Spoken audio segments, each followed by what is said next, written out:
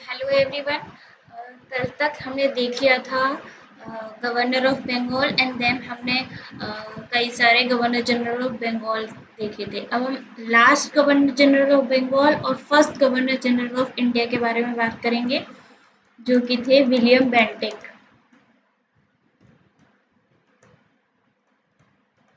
William Bentinck का time रहता है 1828 से 1835 तक। 1828 से 1833 तक ये रहते हैं गवर्नर जनरल ऑफ बंगाल।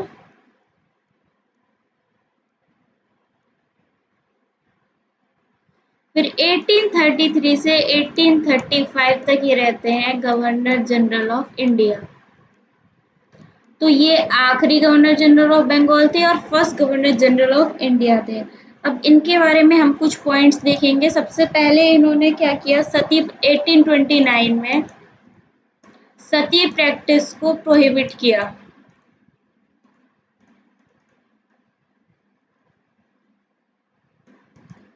फिर हम देखते हैं कि 1830 में इन्होंने किया सेपरेशन ऑफ ठग्स।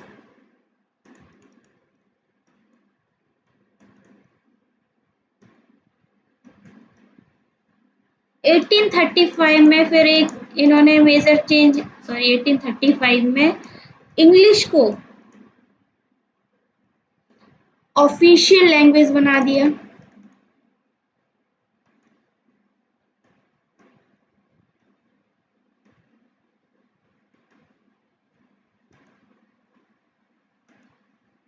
किसकी एडवाइस पे? मैकॉले की एडवाइस पे इन्होंने इंग्लिश को ऑफिशियल लैंग्वेज बना दिया था 1835 में।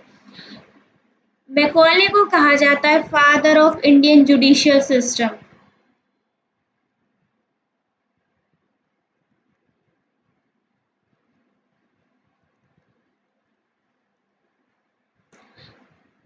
बेंटिक ने फेमस महलवारी सिस्टम स्टार्ट किया था, जो कि 1833 में शुरू हुआ था। इसमें क्या होता है कि पूरी इंडिया छोटे छोटे स्मॉल महल्स में डिवाइड कर दी थी। महल्स या फिर हम कहेंगे विलेजेस। और जो टैक्स का कलेक्शन कर रहा था वो कर रहा था हेड ऑफ विलेजेस। जो विलेज का जो हेड होता था वो टैक्स का कलेक्शन कर रहा था। और फिर हम देखते हैं चार्टर एक्ट 1833 के बारे में। अब हम देख रहे होंगे चार्टर एक्ट 1833 में। इसमें क्या होता है कि ट्रेडिंग मोनोपोली है जो ईस्ट इंडिया कंपनी की, वो कंप्लीटली एंड हो जाती है।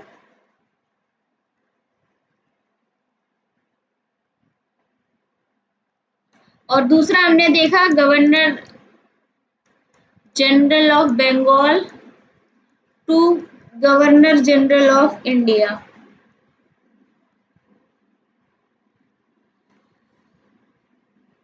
फिर हम देखते हैं 1835 में नए गवर्नर जनरल ऑफ इंडिया बनते हैं, जिनका नाम है चार्ल्स मेटकाल्फ,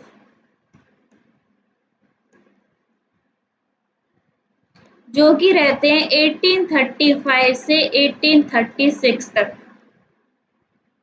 अब इन्होंने क्या किया, इन्होंने पहले तो एक 1835 में आते ही वर्नेकुलर प्रेस एक्ट को पास किया।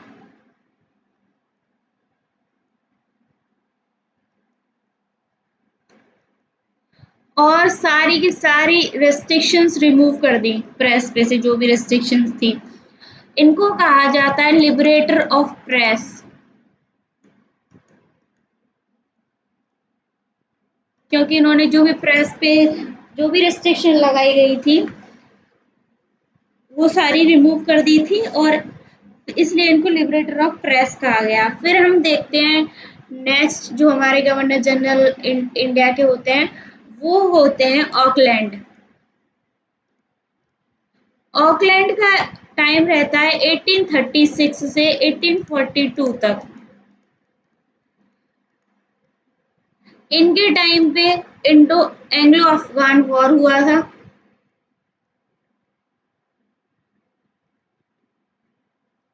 जिसमें ब्रिटिशर्स हार गए थे।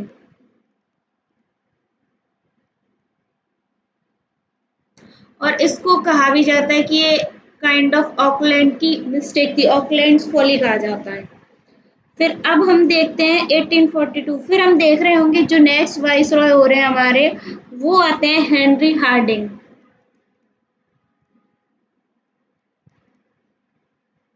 हेनरी हार्डिंग आते हैं 1844 से 1848 तक ये रहते हैं।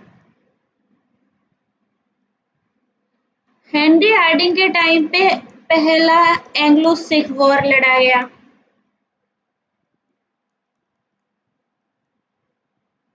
जो कि हुआ 1845 से 1846 तक। ट्रीटी ऑफ लाहौर इनके टाइम पे साइन हुई, ट्रीटी ऑफ लाहौर,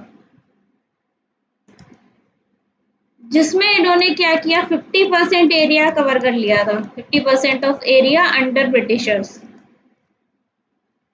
किस किस के बीच में साइन हुई थी ट्रीटी ऑफ लाहौर? ब्रिटिशर्स और महाराजा दुलीप सिंह।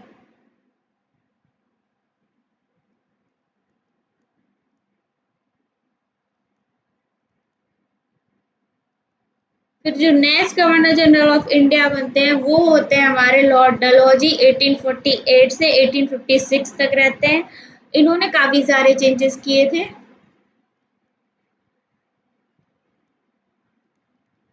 डलहौजी, इनका टाइम रहता है 1848 से 1856 तक। इसमें हम देख रहे होंगे सबसे पहले तो सेकंड एंग्लो सिख वॉर हुआ 1849 में। फिर 1849 में ये ट्रांसपोर्ट, कम्युनिकेशन और एजुकेशन को लेकर कुछ पॉलिसीज लेकर आए थे। और डलहौजी को ही कहा जाता है फादर ऑफ मॉडर्न इंडिया। इनको फादर ऑफ मॉडर्न इंडिया कहा जाता है।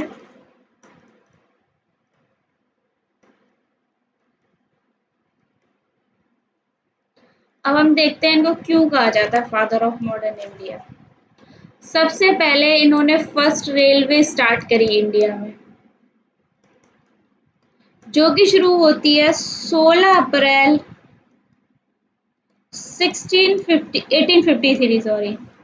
1853 में। और कहाँ से शुरू करते हैं? बॉम्बे से थाने तक। कितना डिस्टेंस रहता है? 34 किलोमीटर्स तक। ये एक पैसेंजर ट्रेन होती है, पैसेंजर ट्रेन। और इसके अंदर 3 इंजन्स थे, जिनके 3 इंजन होते हैं इस ट्रेन में, जिनके नेम है साहिब, सिंह एंड सुल्तान। इसके बाद और इन्होंने क्या किया, यही देख लेते हैं। इन्होंने फर्स्ट टेलीग्राफ सर्विस भी स्टार्ट करी, first telegraph service of India. कौन सी ईयर में स्टार्ट करी थी? 1853 में ही। कहाँ से कहाँ तक? कैलकाटा से आगरा तक। उसके बाद हम और देख रहे होंगे कि इन्होंने फर्स्ट पोस्टल स्टैम्प भी इशू किए।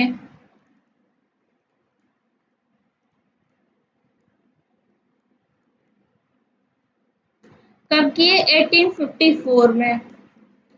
1854 में इन्होंने पीडब्ल्यूडी डिपार्टमेंट भी शुरू किया था, पब्लिक वर्क डिपार्टमेंट। इन्होंने शिमला को समर कैपिटल बनाया इंडिया का।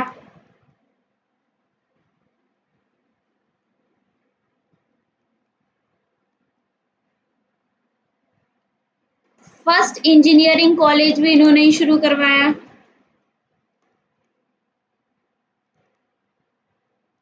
First engineering college of India, जिसको हम बोलते थे उस टाइम 1853 में शुरू करवाया था। थॉमसन इंजीनियरिंग कॉलेज,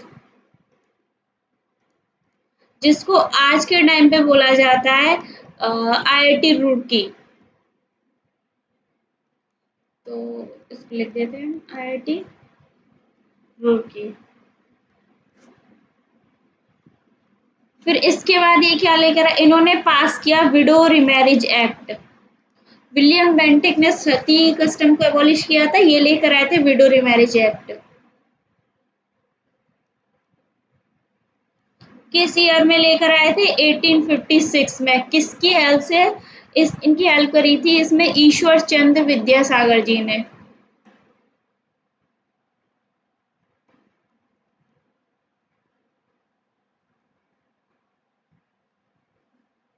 इन्होंने पहला एजुकेशन कमीशन भी अपॉइंट किया इंडिया में, जिसको कहा गया वुड्स डिस्पैच।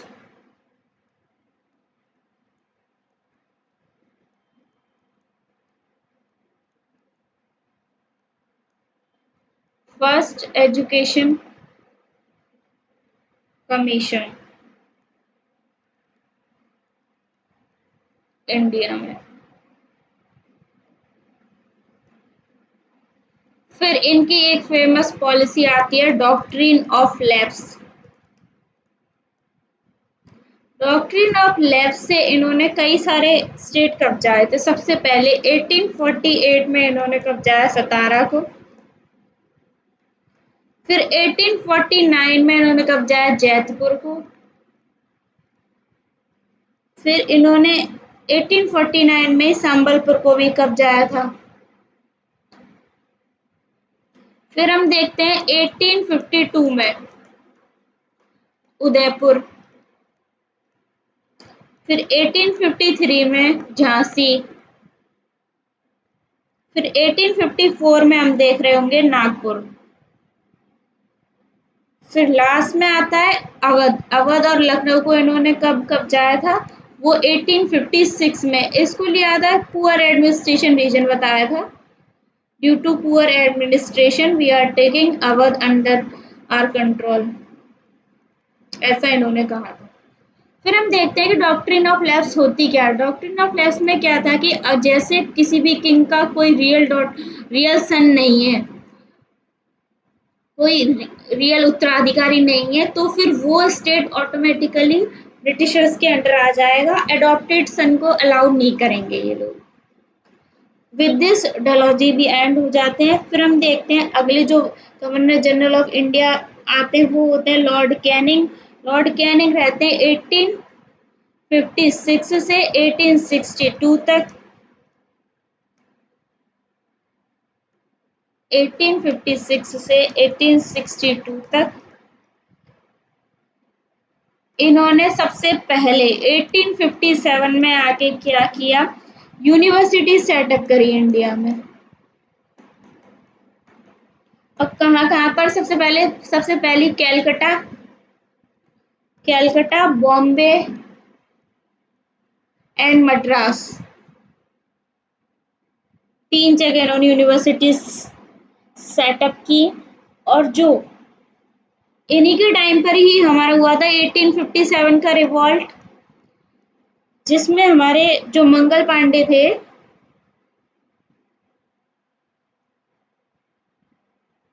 वो 34th बंगाल नेटिव इन्फेंट्री या फिर 34th रेजिमेंट से थे। कहाँ पे, बैरकपुर।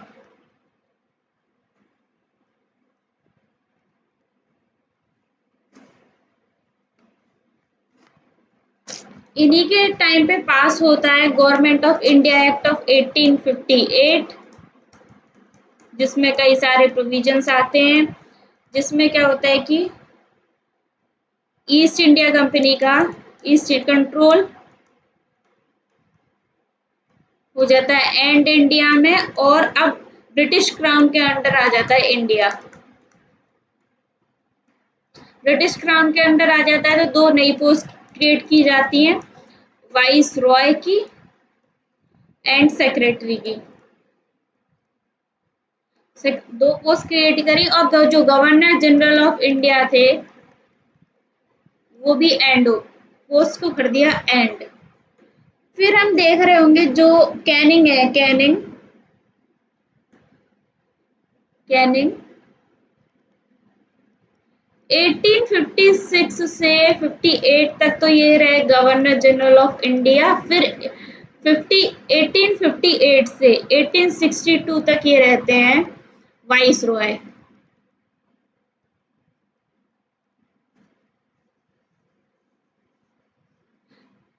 1859 में इन्हीं के टाइम पर इंडियो रिवॉल्ट होता है।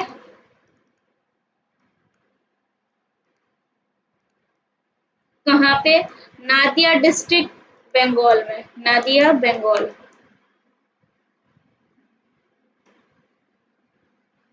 इसको नील दर्पण भी कहा गया है, नील दर्पण। लीडर थे उस टाइम विष्णुचारण विश्वास, विष्णुचारण विश्वास एंड दिगंबर विश्वास।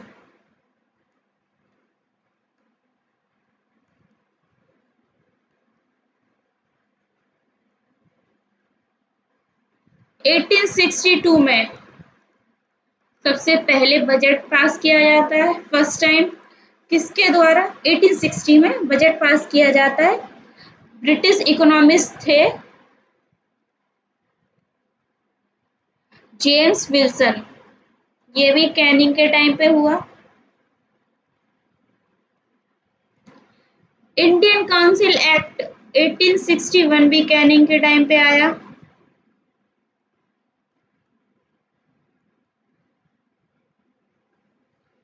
जिसमें क्या होता है, जो एग्जीक्यूटिव पावर्स थी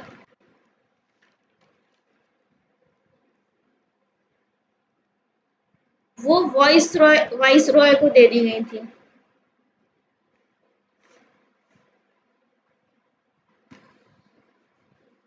और हम देख रहे होंगे फिर जो 1861 में,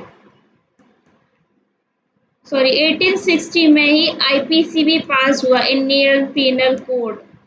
1860 में कैनिंग के टाइम पर ही पास हुआ था। अब देखते हैं नेक्स्ट जो वाइसराय होते हैं वो होते हैं लॉर्ड एलन वन। तो इनका टाइम पीरियड रहता है 1862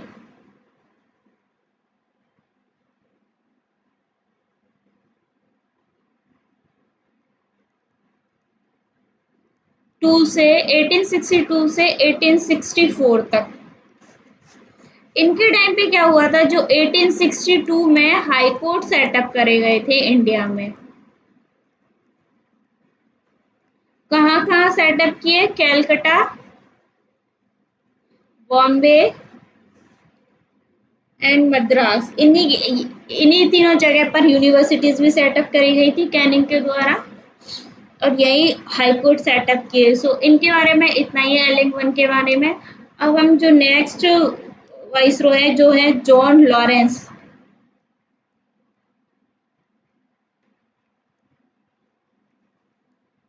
इनका टाइम रहता है हमारा 1864 से 1869 तक। इन्होंने क्या किया, सबसे पहले 1865 में इंडियन फॉरेस्ट डिपार्टमेंट स्टार्ट किया।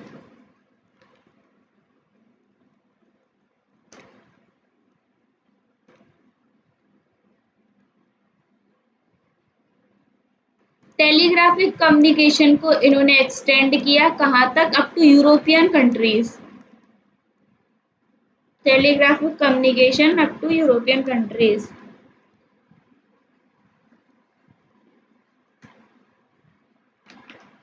इनके बारे में दो ही इंपॉर्टेंट चीजें हैं। अब हम नेक्स्ट वाइस रॉय के बारे में देख रहे होंगे जो कि है मेयो, लॉर्ड मेयो। 1869 से 1872 तक।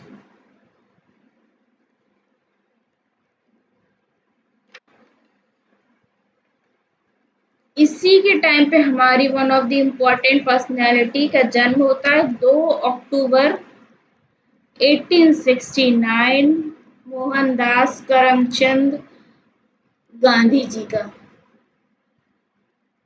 कहाँ पे होता है? In the royal family of Kathiawar, Porbandar, Gujarat.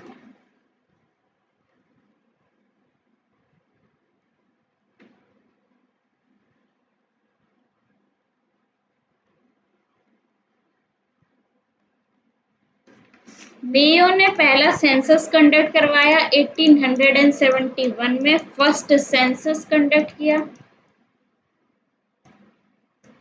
किसके द्वारा? स्टैटिस्टिकल सर्वे ऑफ इंडिया के द्वारा।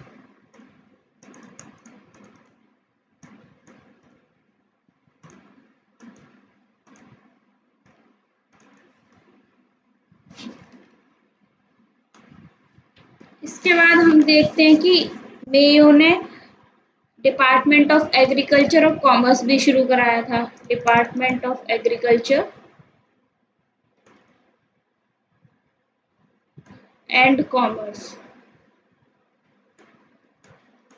और इन्होंने क्या फेमस शुरू करा था? सबसे पहले हम देखते हैं मेयो स्कूल एट अजमेर।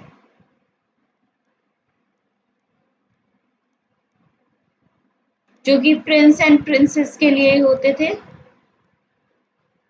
आज भी हैं।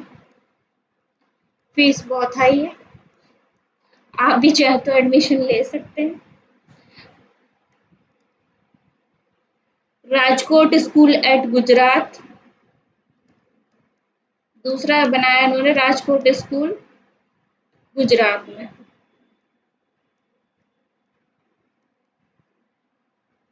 ये भी प्रिंस और प्रिंसेस के लिए था। अब हम देखते हैं शेर अफरीदी के बारे में। जब ये अंडमान एंड निकोबार की सेलुलर जेल में कुछ नॉर्मल रूटीन पर गए थे, तब शेर अफरीदी ने, जो कि एक पठान थे,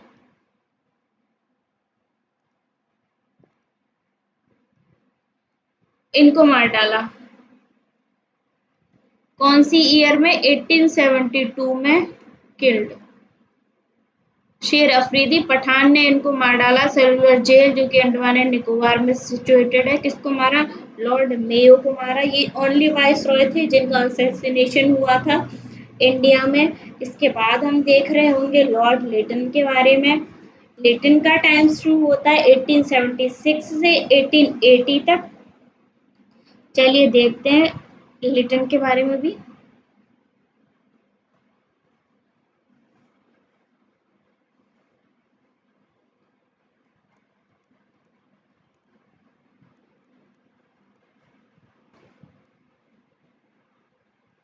कब? 1876 से 1880 तक। इनको कहा जाता है vice Roy of reverse character.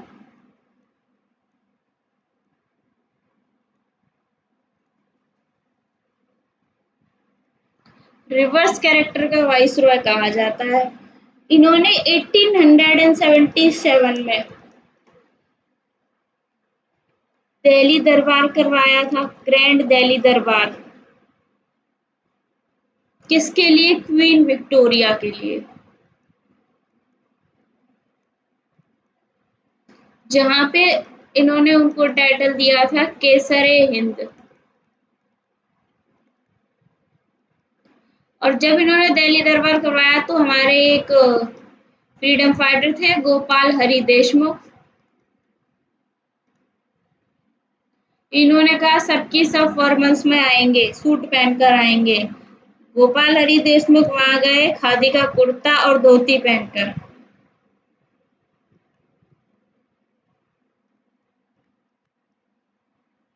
फिर 1878 में ये पास करता है वर्नैक्युलर प्रेस एक्ट।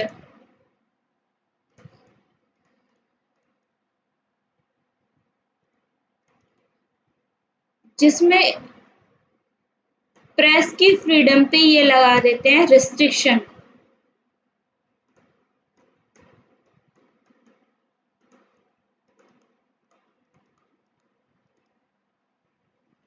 और जो इंडियंस की एज थी इंडियन सिविल सर्विसेज को क्वालिफाई करने की 21, उसको कर दिया इसने 19। 1878 में ही लेकर आए ये आर्म्स एक्ट कि कोई भी इंडियन आर्म्स नहीं रखेंगे बिना ब्रिटिशर्स की परमिशन के। फिर हम देख रहे हैं 1876 में इसने फेमाइन कमीशन अपॉइंट किया था। किसके अंडर? अंडर, इधर लिख देती हूँ मैं, रिचार्ड स्ट्रेचे के अंदर। तो this was all about Lord Lytton. अब हम देखेंगे जो नेक्स्ट वाइसरॉय हुए हमारे, उनको बोलेंगे लॉर्ड रिपन। 1880 में आते हैं, 1884 तक रहते हैं। लिबरेटर ऑफ इंडियन प्रेस भी कहा जाता है। सबसे पहले 1881 में फर्स्ट फैक्ट्री एक्ट इन्होंने पास किया, जिसमें संडे की छुट्टी आई हमारी। चाइल्ड लेबर को प्रोहिबिट किया इन्होंने, प्रोहिबिशन। वर्नेकुलर प्रेस एक्ट 1881 में इसको रिपील किया, repeal vernacular press act. Education commission लेकर आए इंडिया में 1882 में, इन्होंने एजुकेशन कमीशन अपॉइंट किया,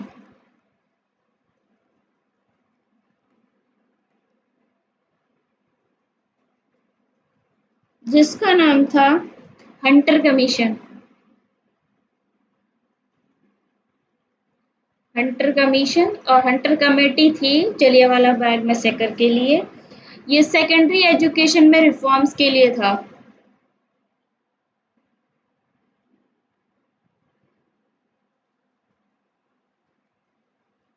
फिर इसके बाद ये पास करता है local self government act, local self governance act 1882। इसीलिए इसको बोला जाता है father of local self governance. 1883 में ये पास करता है इल्बर्ट बिल, और इल्बर्ट बिल को पास करने के कुछ टाइम बाद, कुछ मंथ्स बाद, इसको वापस से ब्रिटिशर्स अपने यूके बुला लेते हैं। फिर जो नेक्स्ट वाइसरॉय होते हैं उनका नेम है लॉर्ड डफरिन। डफरिन हमारे रहते हैं 1884 से 1888 तक।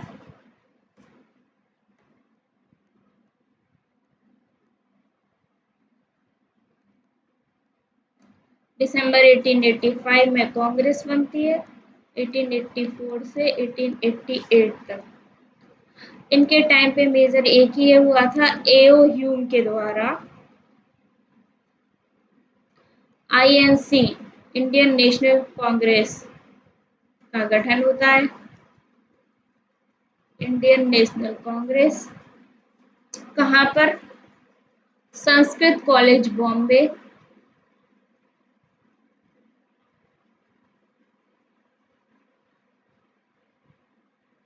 कब होता है? दिसंबर 1885।